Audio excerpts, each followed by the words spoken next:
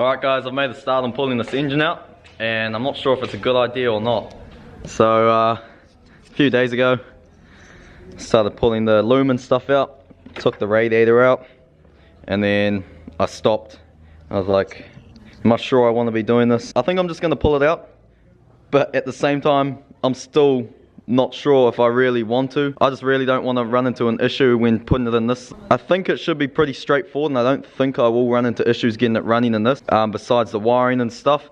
But like I was saying, it does need the roll cage. I also need to delete the ABS and the airbags in this thing, so like I'm not sure if that's going to be a hassle. I'm going to have to do I do all that now, or do I do it once the engine's in? Obviously it'll be good to do it now, but do I have the time? Do I have the money to do it? I don't know.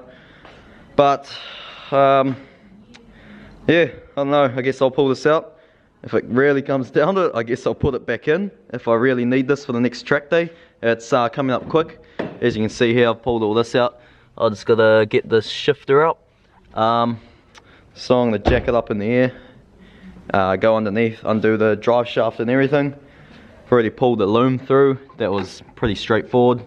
Yeah, just disconnect all the wiring and stuff, get rid of all the intercooler piping, get the fan off so I can take the belt off to take the AC pump off, and then yeah, it should be pretty much ready to come out. One of the main reasons, to be honest, why I want to do it is I'm bored. I've got nothing to do on my cars. I just want to do something. I can't afford to do any big modifications like big turbo or anything. I feel like this is the only way to keep me occupied by pulling it out. It's the only thing I can think of doing, so why not do it? It's got to be done at some stage, and then I'm going to have to worry about doing the cage and everything on that thing later down the track. I guess I'll pump this out, put it in that, get it running, and then get that thing road legal. Obviously it would be good to get this car completely ready before putting the engine in and keep driving that one, but I've got no idea when I'm going to have the funds to be able to do all that stuff. There's quite a lot that needs to be done, so I'm just going to send it. So I guess I'll dig into it and we'll see how we get on.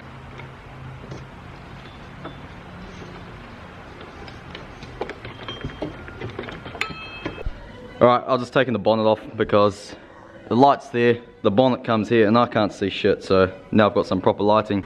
And I was just thinking, the real cool thing to do would to be to 2J that, and keep that 1J in this. If only, if only. What's going on here, Chief? You got 3 axle stands for the whole car. You see it's about to fall off and squash me. Oh, fuck. I've got nowhere to put this. Oh, fuck. Here we have the king of the papas, King Centuli. Show me your face. Show your face. Turn around. Show your face. Fuck, what you can't see what all, can ya? I can still see you, Papa. I can see you, Papa. Look at you. Look at you, king of the papa. Ah, now you've dazed the camera. Hey guys, FD here, just doing some work on the RX-7. Finally, just got in the shed and stuff, so give you a bit of an update with what I think's happening with it. When I brought it, it didn't have this little stainless steel tank here, which is basically an air separation tank, supposed to... Fuck up, cunt!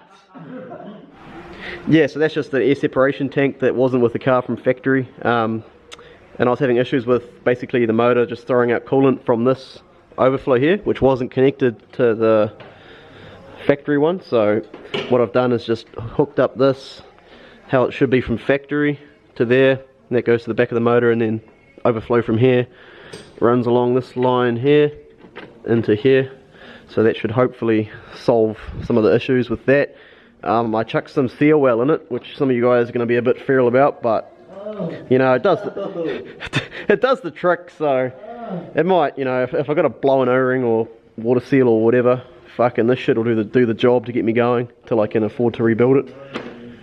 And yeah, so what's going on in here is basically I've got a sloppy box, and no one likes a sloppy box.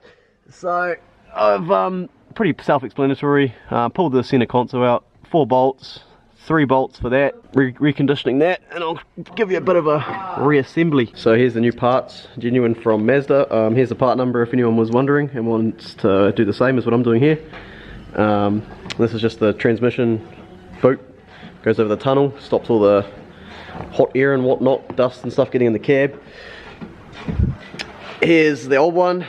As you can see, she's reamed past the use by date, so get rid of that. And there's a that little bush there sits on the end of this, and the one that was on there wasn't, it was just completely munched up, so that would explain the slop in the bottom down there. So put a new one on, reassemble, good as gold. So it's got it all back together. Couldn't really record it because it's a bit tricky, but secret with this, with that boot, because you have to actually slide it on from the top there, is just use heaps of rubber grease, help it slide over that, and then yeah, just make sure you lubricate everything really well, and it should all go together pretty easily.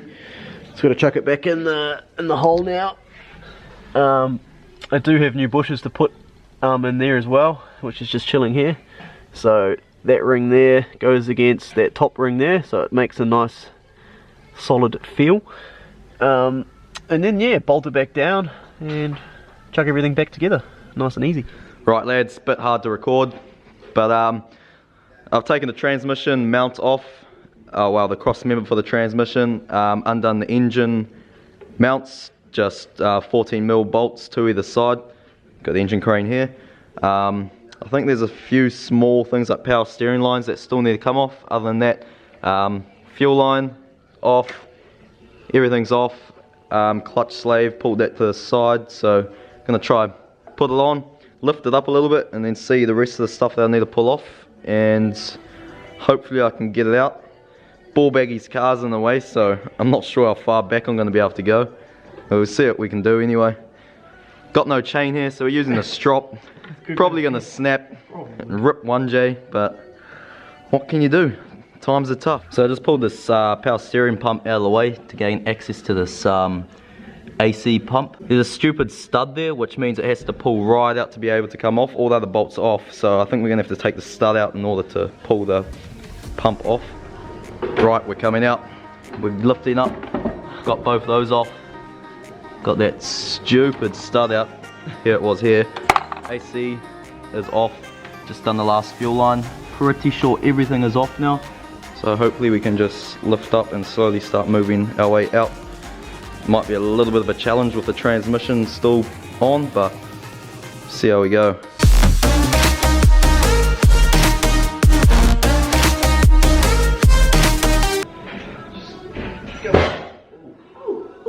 Go up a little bit. Oh, there it is.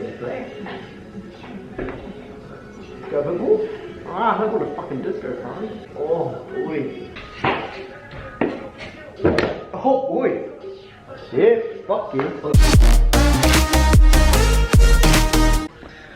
Alright, we're very close, but now the engine crane's carked it.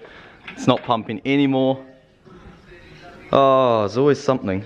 But other than that, everything's off and it's coming out quite nicely. So we're going to try put some more fluid into the crane and hopefully it works. Check this out.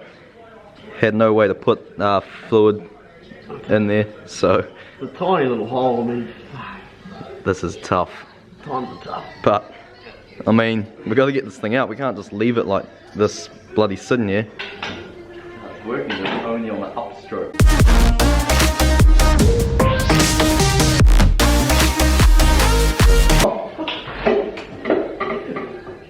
No.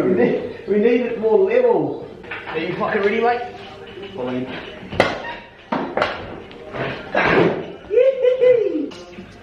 Got him. G'day. Easy process.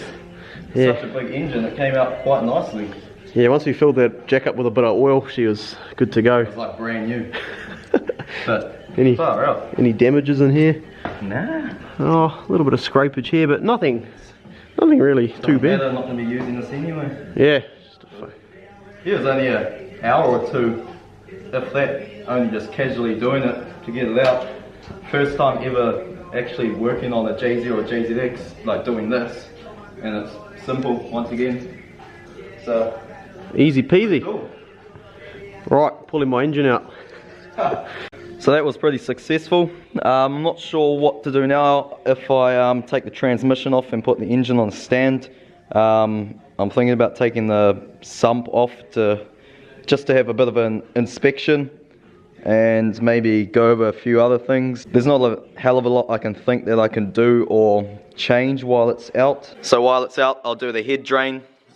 Oh wait, it's a JZ, don't have to worry about that. But yeah, basically now I've just got to see what's missing from the Chaser engine bay and take it from this, swap it over. Obviously you have to swap the intercooler and stuff over. That can be done at the end. I've got to get the pump off, power steering pump, slave, clutch slave. Not sure what else I really do while the engine's out of this. So yeah, basically in the next week or so I'll just be prepping this, get it all ready to put that in. You JZX and JZ people, let me know if you think there's anything important I should do before I put it in. Kind of running out of time though. I've got about roughly a month and it has to be running.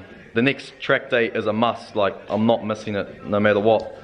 But anyway, tomorrow Josh, as he is talking about this overflow here, never had an overflow, so it kept squirting coolant out. And unsure if the engine's kaput, the water seal, or it's just because it didn't have the overflow. So I think tomorrow he's going to go for a test drive. If it overheats, then wasting his time. We're going to pull this engine out as well and try get that done. I'm not sure if he's going to just do the water seal or get it properly built, Bridgeport and stuff, but we'll see. Yeah, I think that's about it. We're actually pulling the rotary out to put the 1JZ and the RX-7 Jimmy Oak spec we own. Not sure how long this video is going to be, but make sure to subscribe, like the video, and also follow my Instagram. I'll put it here.